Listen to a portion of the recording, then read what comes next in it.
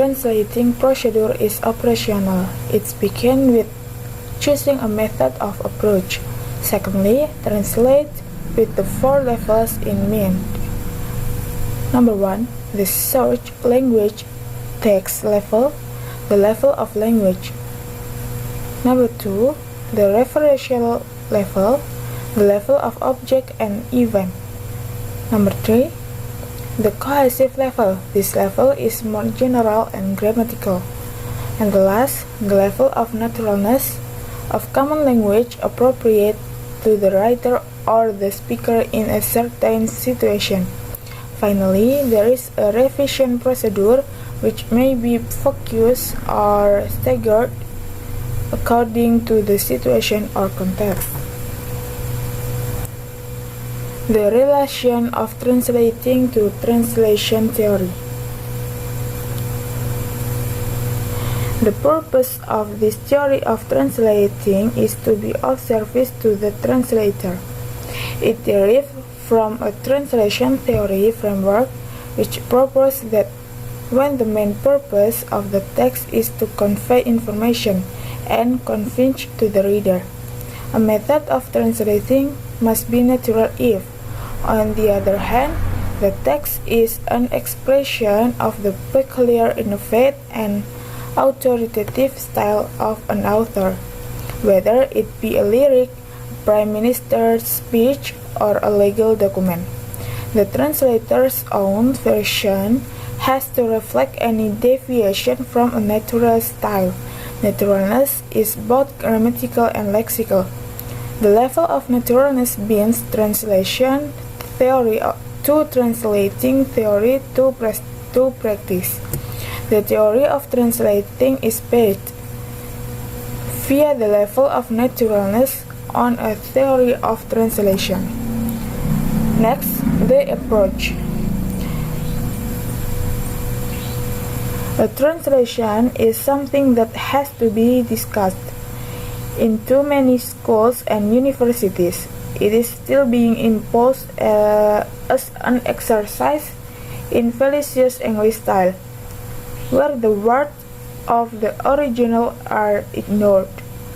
As translator, we must comprehend something and have it very clear. In translation, nothing is purely objective or subjective. There are no cast iron rules. Everything is more or less, and there is no absolute. The next is the textual level. Working on the text level, you intuitively and automatically make certain conversions.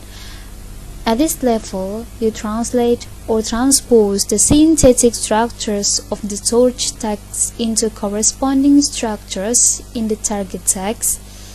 Often you will find that for a variety of reasons you will have to change these structures into something quite different further down the line to achieve target.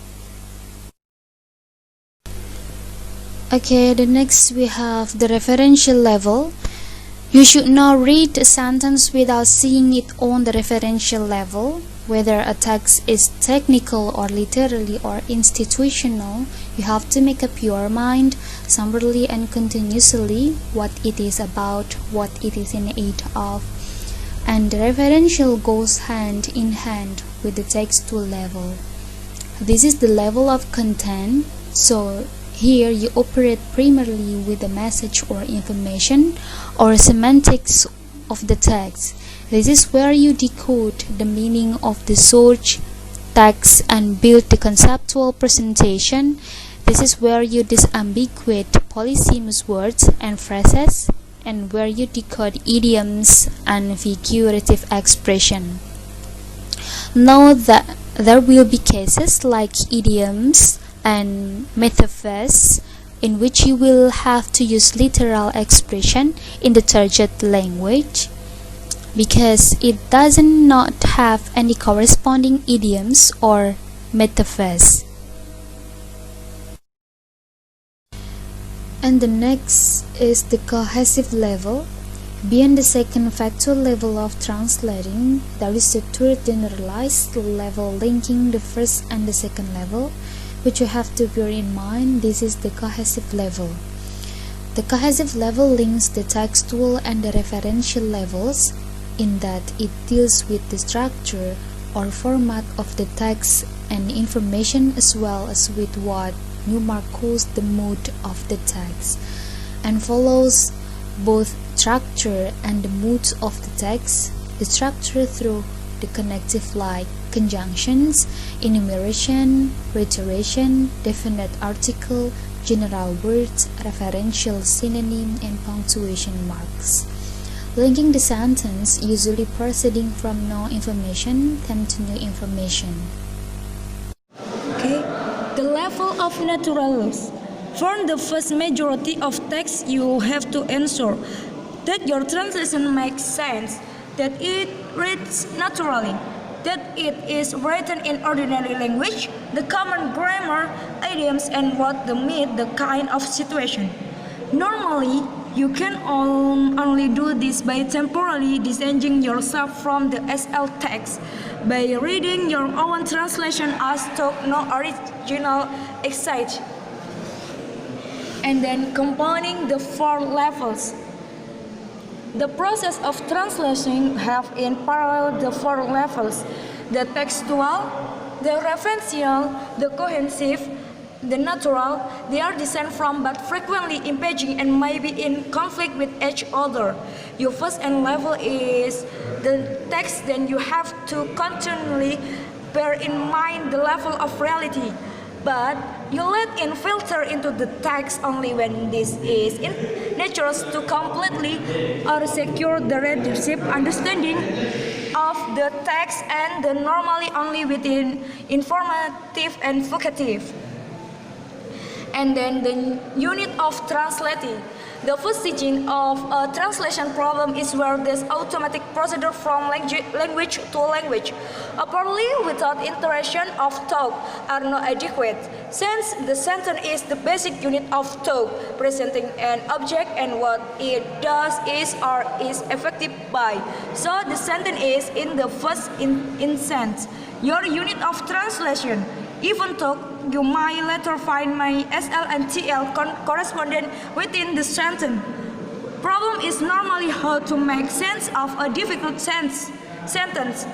Other difficulties with grammar are usually due to the use or usage, little use, ambiguously placed, or faculty structure. Assalamualaikum warahmatullahi wabarakatuh.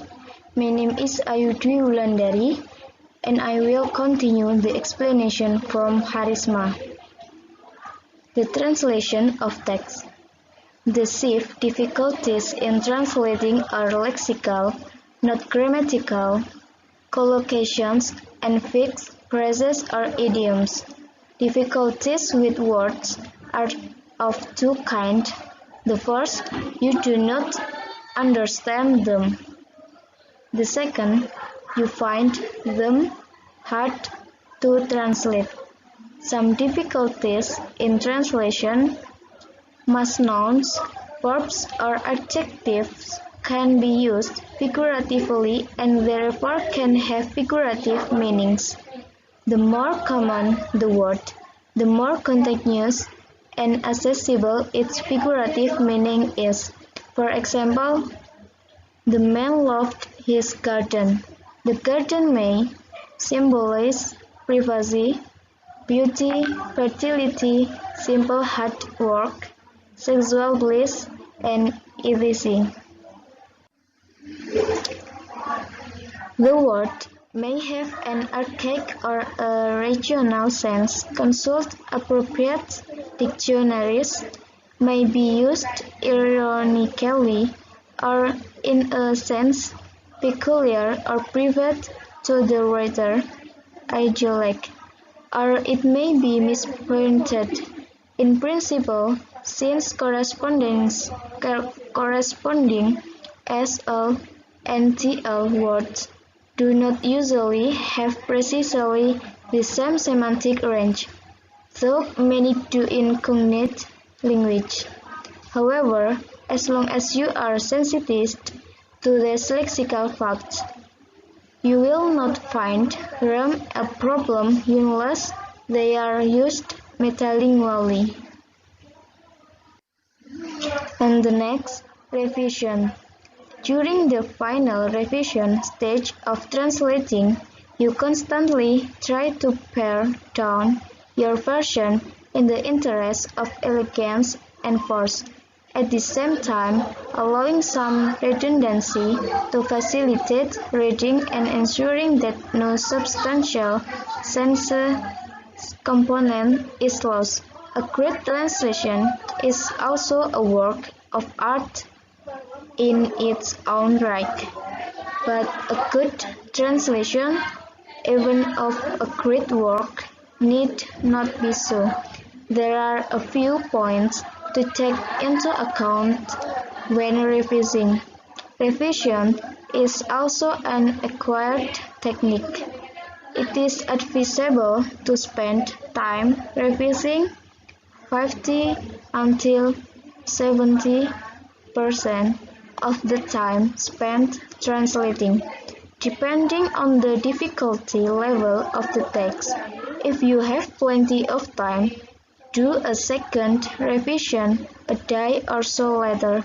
The final test must be natural. Read the translation yourself. I think enough from our groups. Thank you for your attention. And sorry if there is a wrong word or pronunciation, we apologize. Wassalamualaikum warahmatullahi wabarakatuh.